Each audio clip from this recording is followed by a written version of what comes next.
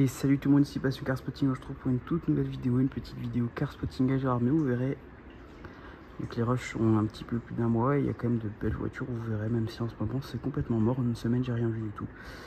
Mais bon, je sais pas comment je vais faire pour vous trouver des vidéos pour tout l'hiver, mais je vais essayer de me débrouiller. Donc voilà, en attendant, j'ai encore quelques petits rushs.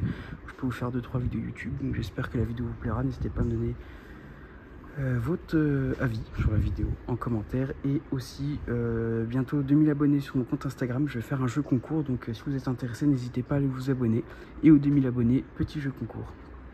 Voilà.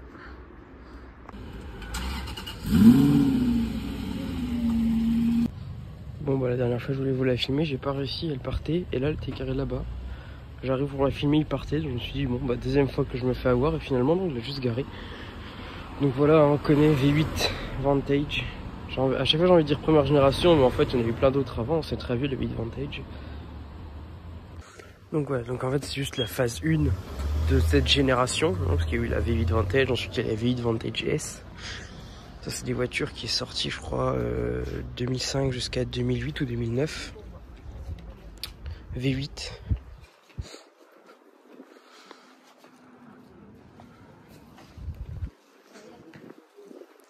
V8, 380 chevaux.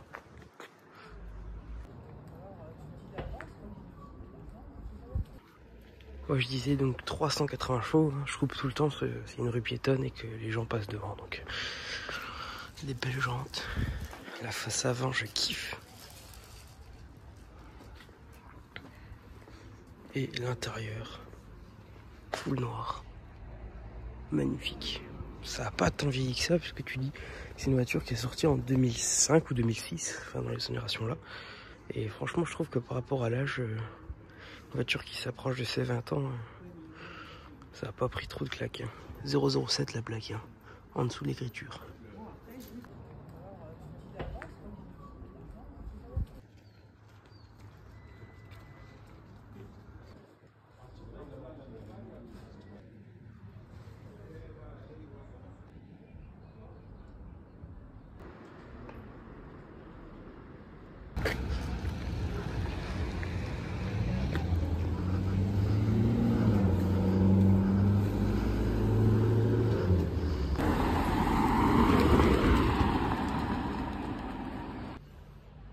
Bon allez, petit spot sympa, je dis petit spot parce que je sais que ça intéresse pas grand monde, mais bon, moi ce que j'aime bien sur ma chaîne de Car Spotting, c'est pas vous filmer que des voitures de ouf déjà, parce qu'à Gérardmer on n'en verra pas des tonnes, mais aussi vous filmer la diversité de voitures qu'on peut voir dans une région où le rallye est vraiment beaucoup aimé, et on peut voir du coup ces voitures typiques de rallye. Donc là on a une Lancia Delta GT, donc bon, pour une Lancia Delta c'est pas une version de ouf, au contraire, mais je trouve que ça reste une voiture mythique qu'on voit rarement.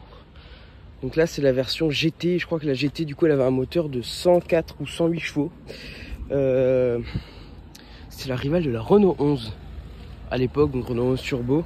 Bon après ça comme je dis c'est une version de base, mais quand même une voiture assez jolie, et je vous filme l'intérieur vite fait. C'est des voitures mythiques, j'adore.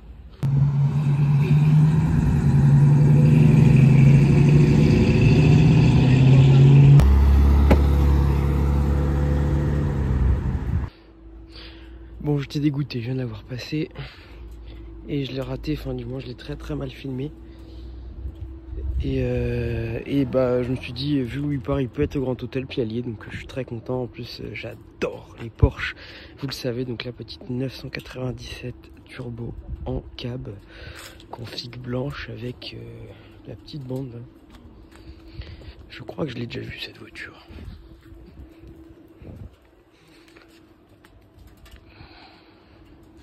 Vous entendez, ça crépite là, c'est la chaleur du moteur. Donc je vais essayer de vous filmer. Je l'ai reconnu parce qu'en fait il y a une 997 blanche à Gérardmer, et là je me dis c'est celle-là en cab, exactement la même config. Et quand j'ai vu les aérations sur le côté, je me suis dit ah, un petit truc en plus cette 997. Puis après j'ai vu l'aileron, donc j'ai tout de suite compris que c'était une turbo. Enfin rien qu'avec les aérations, tu sais que c'est une turbo. Donc voilà, donc des très belles jantes avec étrier rouge. Donc étrier rouge c'est des freins normaux en acier. Quand c'est étrié jaune, ça veut dire que c'est frein carbone céramique. Quand c'est étrié vert, c'est hybride. Cette génération-là, elle ne faisait pas en hybride. Et du coup, là, on est sur une génération 997 turbo. À l'époque, les 911 étaient... Je filme l'intérieur en même temps que je parle avec le carbone à l'intérieur. Donc je disais, à l'époque, les 997 étaient atmosphériques, celle de base, et la turbo. Donc justement, il y avait un turbo qui était rajouté au moteur. Donc ça rajoutait vraiment une sensation en plus sur la voiture. D'ailleurs, ça sort flat 6 moteur central arrière. Je n'ai pas besoin de vous le dire. Et ça sortait 460 chevaux. Donc c'est déjà pas trop mal. En vrai, c'est une phase 1, si je dis pas de bêtises, parce que normalement, l'aération à l'intérieur.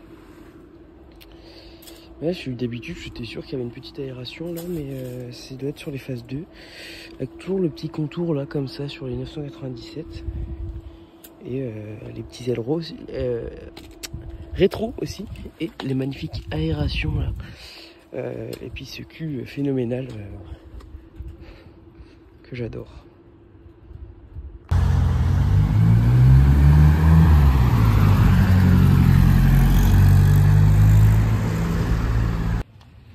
Regardez, petite Audi RS6 C7, config classique noir jante grise avec tout le pack aluminium. Et sinon on connaît un V8 560 chevaux. On a l'habitude des RS6 à force. Mais c'est incroyable, moi je kiffe. L'arrière, le beau diffuseur à l'échappement, magnifique, je kiffe. Après la RS6, une petite C63 MG, une couleur un peu gris, un petit peu mat, le beau béquier noir, le diffuseur noir, les grosses jantes, frein carbone céramique. Et elle est incroyable. Le toit ouvrant, je trouve que ça rend un style incroyable. Les jantes, je crois qu'elles ont des cales et je suis pas sûr que ce soit les jantes d'origine, mais elle est vraiment très très belle. Magnifique. L'autocollant boiserie qui gâche beaucoup.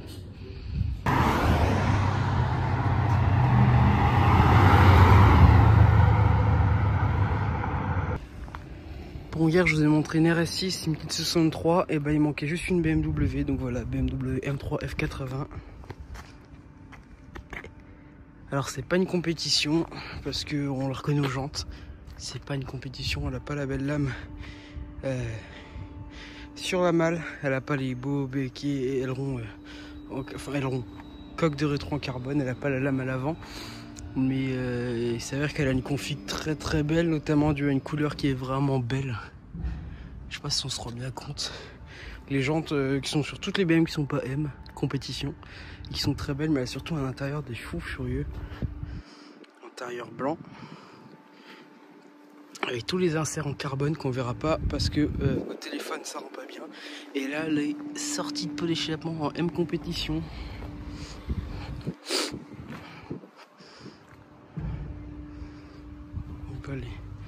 Les élargissements d'ailes, les belles aérations, la typique de chez M. Et à l'avant, elle a ce beau pare-choc bien dessiné, ce capot bien bombé, et on voit un peu l'intérieur blanc qui ressort plutôt pas mal. Et ça lui fait une très belle voiture qui doit bien chanter avec la ligne Performance. Ah oui, puis je l'ai pas dit, mais bon, M4 ou M3, bah du coup M4 aussi. Vous savez, c'est 6 cylindres et là c'est un 3 litres de 480 chevaux. Elle est magnifique, incroyable. Ça me manque en voyant ça, je suis obligé de vous le filmer parce que ça me manque les petits rallyes là. Petite Impreza WRX STI qui je dirais vient d'être acheté puisqu'il n'y a aucun sponsor alors que normalement c'est rempli de sponsors. Avec toutes les parties en carbone. Et voilà, vous voyez l'intérieur vite fait. Puis bon, en soi il n'y a rien de trop intéressant, mais je trouve ça stylé quand même à voir. Bon, je suis tombé sur un truc un peu original, j'ai envie de dire, un truc qu'on voit jamais. Un petit CLK 63 MG, mais bon, comme la dernière fois avec la Porsche 997 GT3, c'est une fausse, hein, c'est clairement un kit, c'est quand même super dommage qu'on n'en voit pas beaucoup. Et ouais, bah, mais sinon il a acheté un petit kit hein, quand même, hein. Il a un échappement, diffuseur, il y a surtout toutes les élargissements d'ailes. Toute l'aile sur le côté avec l'écrit 6 litres 3 AMG, hein, mais bon.